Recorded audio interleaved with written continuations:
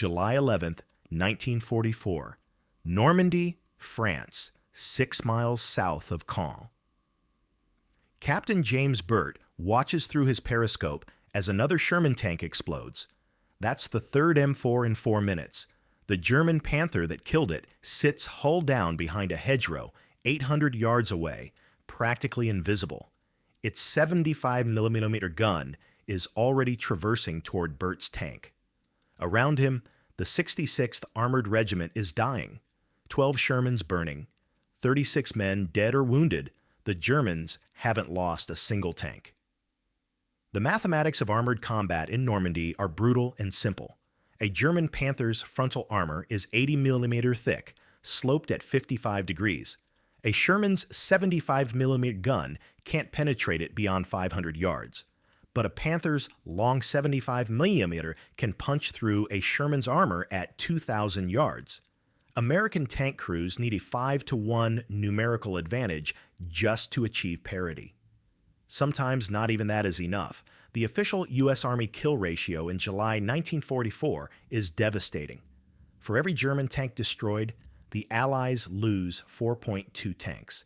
In some engagements, it's worse. At Villers-Bocage on June 13th, a single German Tiger destroyed 25 Allied tanks in 15 minutes. What Captain Burt doesn't know is that in his breast pocket, he's carrying a hand-drawn diagram that will change armored warfare forever. A diagram that violates every principle of tank tactics taught at Fort Knox. A diagram that his commanding officer called the stupidest thing I've ever seen. A diagram that, in 6 weeks, will turn American tank battalions from victims into hunters. He keys his radio. All Cobra units execute Plan Jester.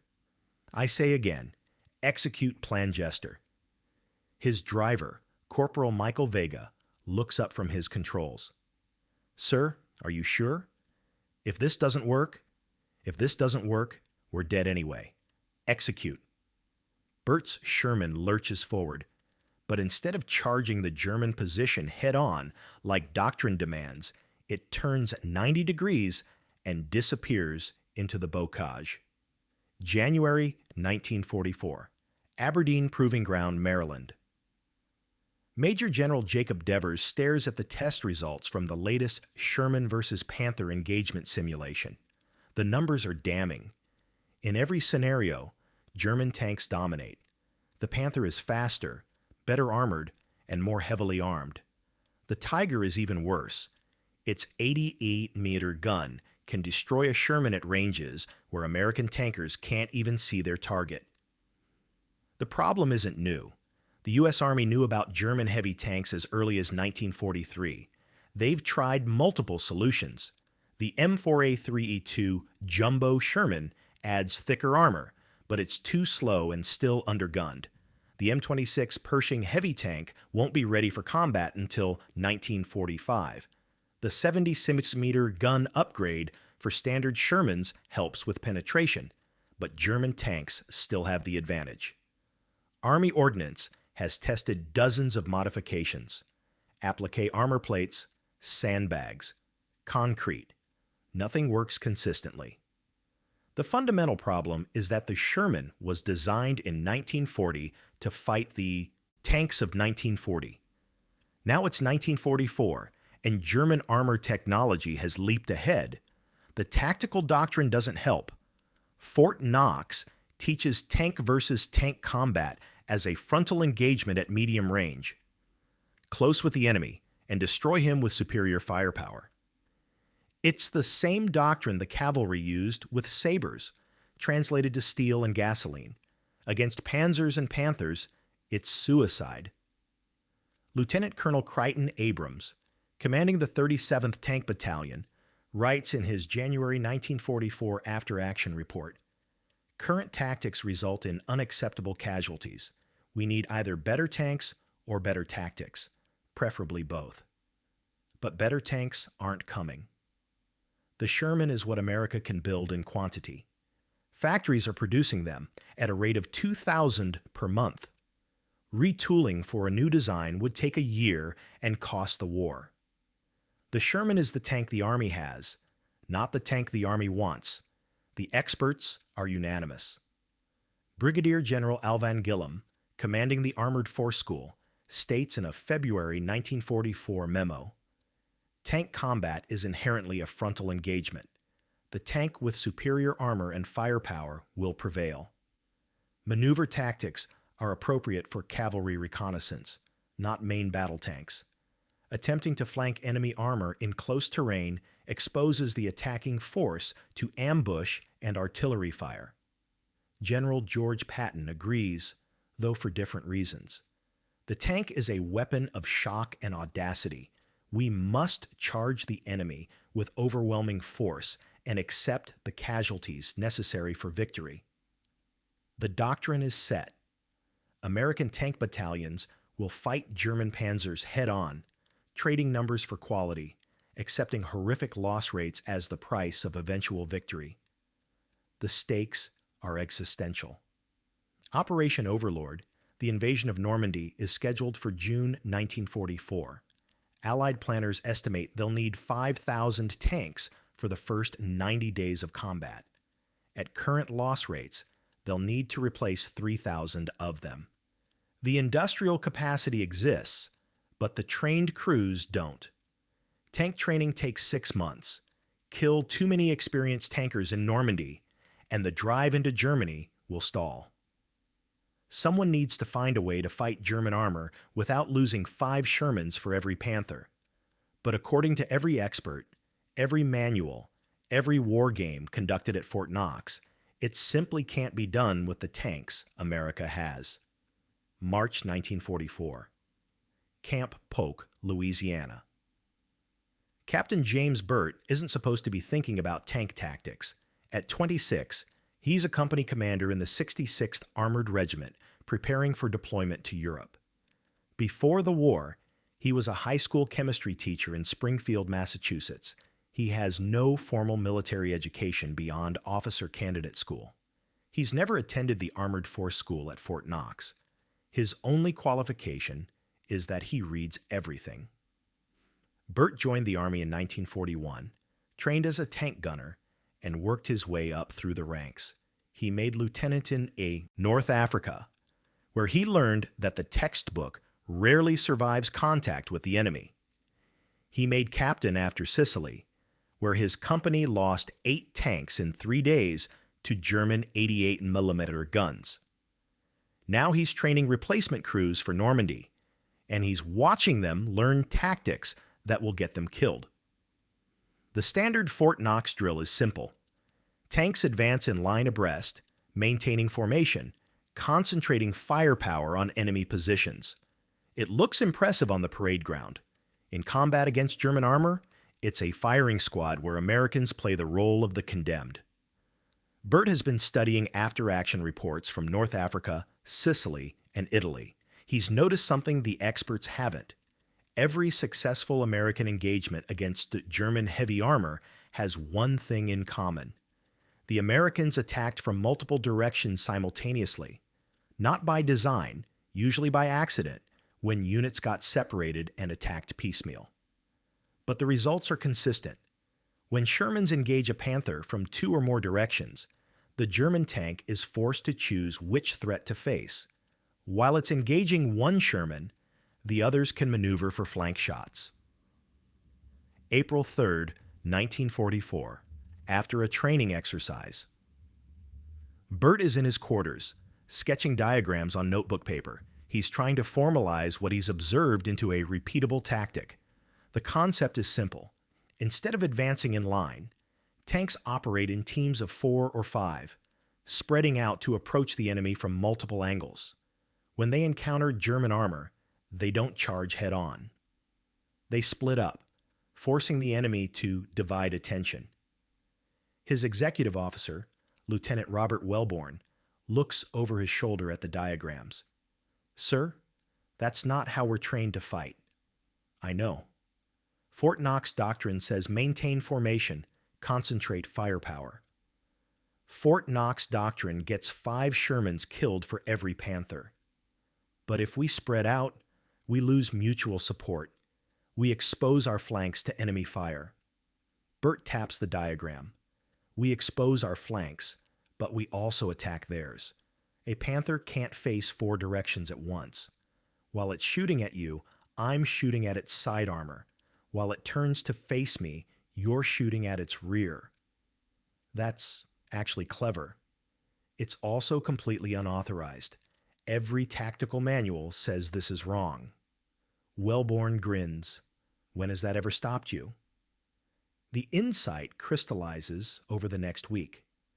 Burt realizes that American tankers have been trying to fight German armor on German terms.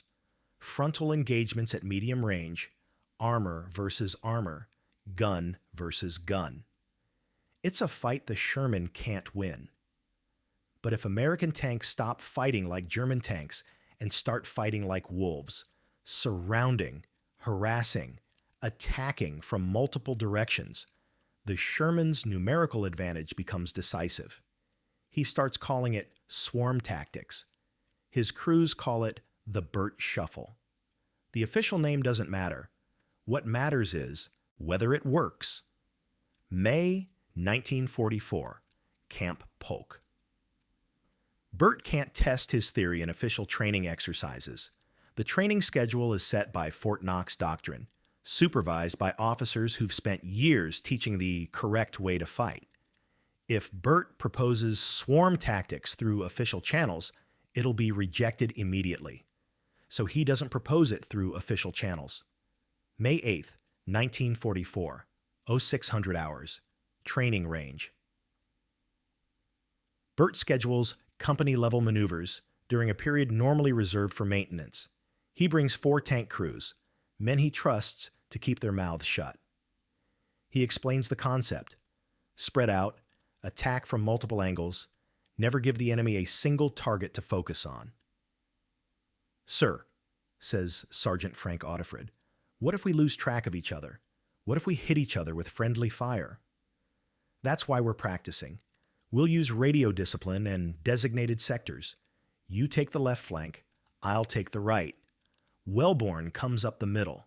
We coordinate our fire so we're never shooting across each other's line. They spend 3 hours practicing the maneuver against stationary targets.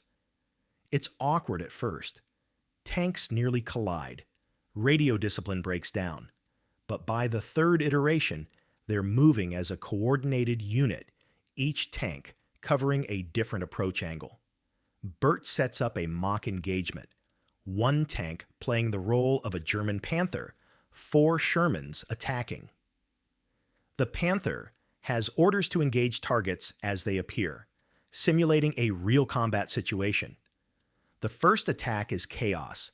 The Shermans spread out too far, lose radio contact, and the Panther picks them off one by one. The second attack is better. The Shermans maintain communication, but their timing is off. They arrive at their attack positions at different times, allowing the Panther to defeat them sequentially.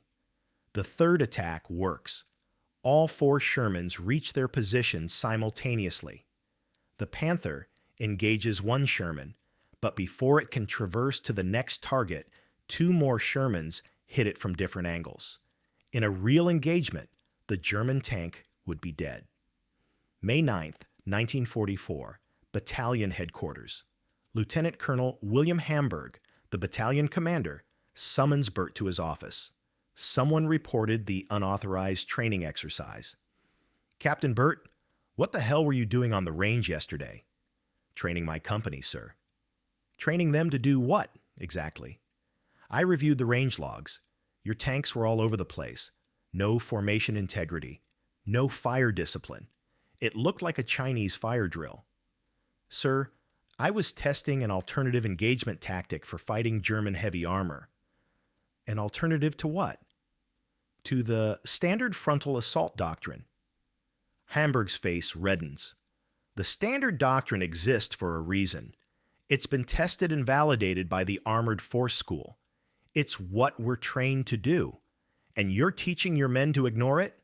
Sir, the standard doctrine gets us killed. The kill ratios in Italy prove it. The kill ratios in Italy prove that German tanks are better than ours. That's a material problem, not a tactics problem. With respect, sir, I disagree. I think we can overcome the material disadvantage with... That is the stupidest thing I've ever heard. You're a company commander, not a tactical theorist. You will train your men according to established doctrine, or I will find someone who will. Am I clear? Yes, sir. Good. Dismissed. But as Burt leaves the office, Hamburg calls him back. Burt, off the record, did it work? Your alternative tactic? Yes, sir. In the mock engagement, we killed the German tank without losses. One mock engagement proves nothing. No, sir. But it's better than nothing. Hamburg is silent for a long moment. Don't do any more unauthorized training. But if you happen to incorporate some unorthodox maneuvers into your regular drills, I suppose I won't notice. Just don't get anyone killed. June 15th, 1944, Normandy, France. 9 days after D-Day. The 66th Armored Regiment lands in France and immediately enters combat. The bocage, the dense hedgerow country of Normandy, is worse than anyone imagined. Every field is a fortress. Every hedgerow conceals German anti-tank guns or panzers. American tanks advance down narrow lanes, unable to maneuver, and get picked off by weapons they never see. In the first week, the 66th loses 18 tanks. The kill ratio is even worse than Italy. Burt's company takes casualties, but fewer than the others. He's been using his swarm tactics whenever possible, sending tanks around enemy positions rather than through them. His losses are half the battalion average. June 22nd, 1944. Battalion Command Post. Colonel Hamburg notices. He calls a meeting of all company commanders. Gentlemen, we're getting slaughtered out there. We need to adapt. Captain Burt, your company has the lowest loss rate in the battalion. What are you doing differently? Burt explains his swarm tactics. Spread out. Attack from multiple directions. Use terrain to approach unseen. Never present a single target. The room erupts. That's not how tanks fight, says Captain Ronald Spencer from Baker Company. We're supposed to maintain formation, provide mutual support. Mutual support doesn't help when a Panther kills all 5 tanks in 30 seconds, Burt replies. What you're describing is cavalry tactics, says Captain David Marsh from Charlie Company. Tanks aren't cavalry. We're breakthrough weapons. We're supposed to smash through enemy positions with concentrated force. And how's that working out? We've lost 40 tanks in 2 weeks. Major Thomas Hendricks, the battalion executive officer, cuts in. Captain Burt, your tactics violate established doctrine. They haven't been tested or approved by higher headquarters. If we authorize this and it fails, we'll be court-martialed. If we don't authorize it, we'll be dead. Colonel Hamburg raises his hand for silence. Gentlemen, Captain Burt has a point. Our current tactics aren't working. I'm willing to try something new. Sir, I must object, Hendricks says. This is highly irregular. We should submit a request through proper channels. Get approval from Division.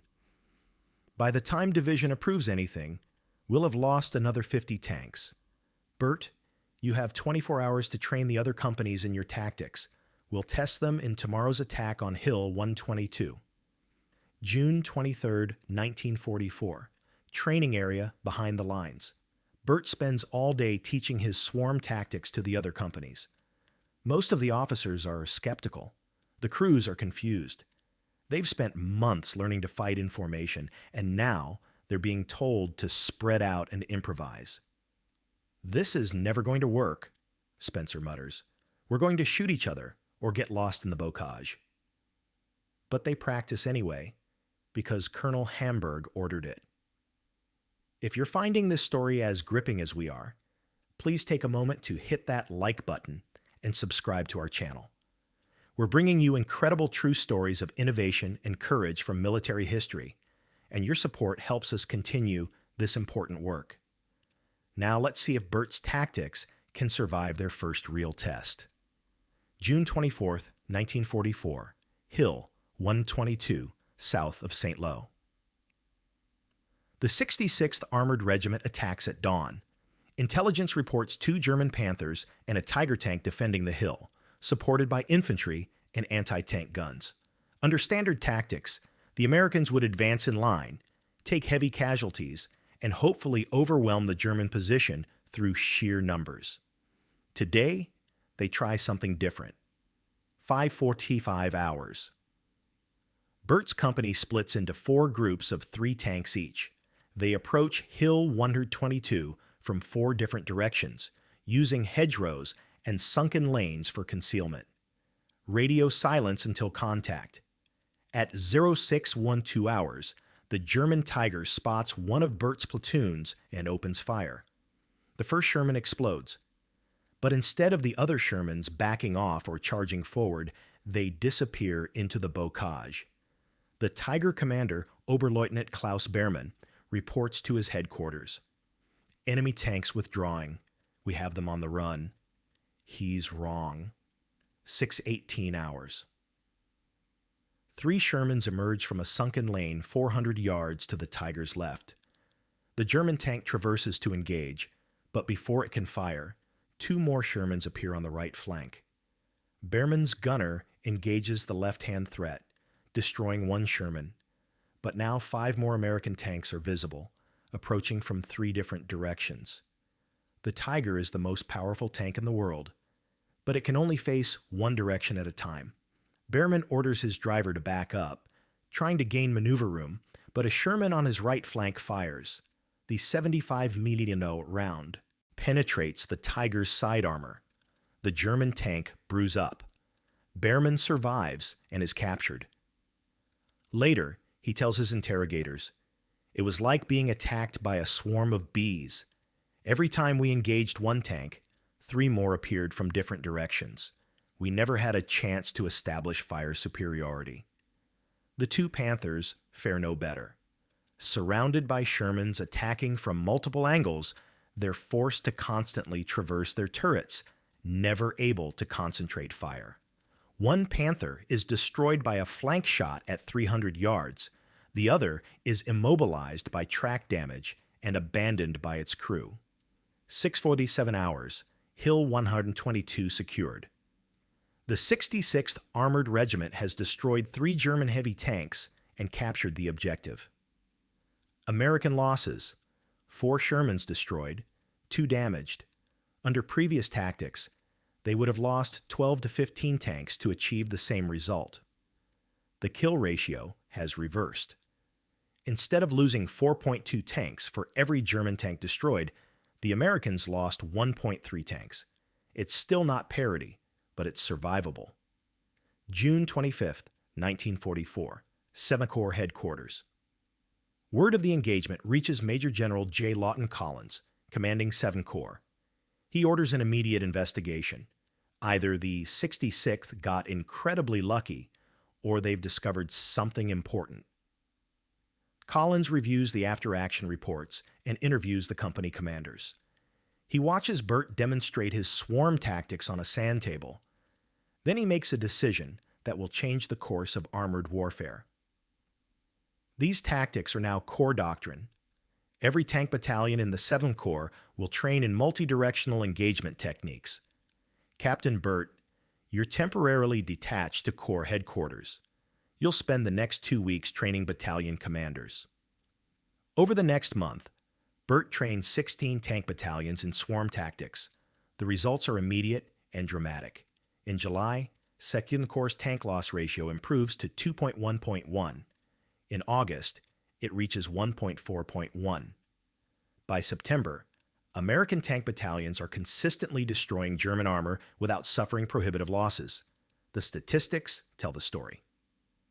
Between June 6th and June 30th, 1944, American tank battalions in Normandy lost 347 tanks while destroying 82 German tanks, a ratio of 4.2.1. Between July 1st and July 31st, after swarm tactics were introduced, American losses dropped to 178 tanks, while German losses increased to 96 tanks, a ratio of 1.9.1. The tactical shift saves lives. In June, the average American tank crew had a 41% chance of being killed or wounded during their first month of combat. By August, that drops to 23%. Over the course of the Normandy campaign, swarm tactics save an estimated 200 American tankers from death or injury.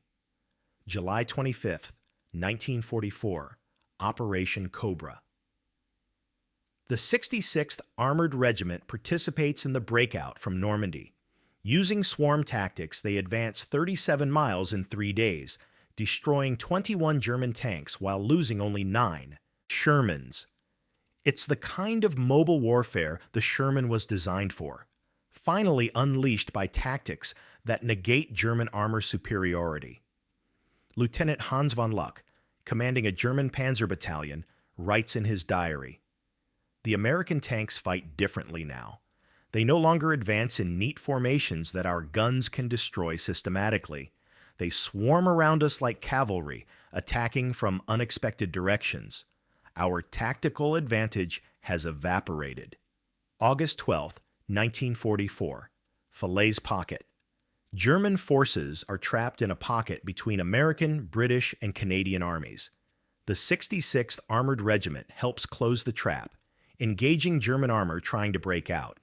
In a single day, they destroy 14 Panthers and Tigers while losing 6 Shermans, a kill ratio that would have been impossible 3 months earlier. September 1944, After-Action Assessment. The U.S. Army's Armored Force Board analyzes the tactical innovations of the Normandy campaign. Their report concludes, multi-directional engagement tactics, commonly known as swarm tactics, have proven highly effective against German heavy armor. These tactics should be incorporated into standard training doctrine for all armored units. The report includes statistical analysis. Tank battalions using swarm tactics achieved an average kill ratio of 1.6.1 against German armor. Battalions still using frontal assault doctrine averaged 3.8.1. The difference represents hundreds of American lives saved. If you're enjoying this deep dive into how one captain's innovation changed armored warfare, please hit that subscribe button and turn on notifications. We're bringing you these incredible true stories every week, and your support helps us continue this work. Now let's see what happened to the man who started it all. May 8th, 1945, Victory in Europe Day. The war in Europe ends. The final statistics for American armored forces are sobering but survivable. From D-Day to VE Day, American tank battalions lost 4,295 M4 Shermans in combat. They destroyed 2,640 German tanks, a ratio of 1.57.1. Without swarm tactics, projections suggest American losses would have exceeded 7,000 tanks, with proportionally higher casualties. James Burt survives the war. He's awarded the Distinguished Service Cross for his actions at Hill 122, the Silver Star for his role in Operation Cobra, and the Bronze Star for his tactical innovations. He's promoted to major and offered a position at Fort Knox, teaching the tactics he developed. He declines. "I'm a chemistry teacher," he tells the promotion board. "I want to go back to teaching chemistry." September 1945, Springfield, Massachusetts. Burt returns to Springfield Central High School. He teaches chemistry for the next 33 years, retiring in 1978. He never speaks publicly about his war service. When students ask if he fought in the war, he says, "I drove a tank for a while. It was loud and uncomfortable. Chemistry is more interesting." But the tankers who served with him remember. In 1967, veterans of the 66th Armored Regiment hold a reunion. 43 former crew members attend. They present Burt with a plaque engraved with the words, "To the man who taught us to survive. Because of you, we came home." Burt keeps the plaque in his garage, not his living room. When his wife asks why, he says, "I don't need to be reminded every day. I know what we did." 1972, Fort Knox Armor School. The U.S. Army formally incorporates swarm tactics into its armor doctrine.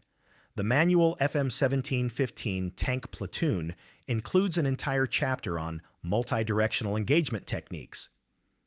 The introduction credits tactical innovations developed during the Normandy campaign, but doesn't mention Burt by name. He requested the omission. The tactics prove enduring. During the 1973 Yom Kippur War, Israeli tank crews use swarm tactics to defeat Syrian armor equipped with superior Soviet tanks. In 1991, American M1 Abrams tanks use multi-directional engagement techniques to destroy Iraqi T-72s during Desert Storm. The fundamental principle remains unchanged. Don't fight the enemy on their terms. Force them to fight on yours. 1994. Interview with military historian. At age 76, Burt finally agrees to an interview about his tactical innovations. The historian asks why he developed swarm tactics when everyone said it was impossible. It wasn't impossible, Burt says. It was just different. The experts were so focused on how tanks were supposed to fight that they couldn't see how tanks could fight. Sometimes the best solution isn't the one that's been tested and approved. Sometimes it's the one that just makes sense. But you had no formal training in armored tactics. You were a high school teacher. That's exactly why I could see the solution. I wasn't constrained by what I'd been taught. I just looked at the problem. German tanks are better than ours, and asked, how do we win anyway? The answer was obvious. Don't fight them one-on-one. Fight them 5-on-1, from 5 different directions. Do you think you changed the course of the war? Burt is quiet for a long moment. I think I helped some young men survive to go home to their families. If that changed the war, then yes.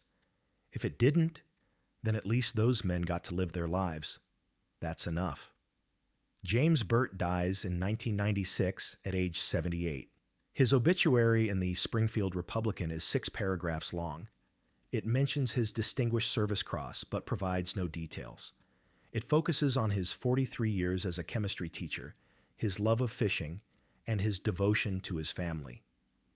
But at Fort Knox, the Armor School maintains a display on tactical innovations in World War II.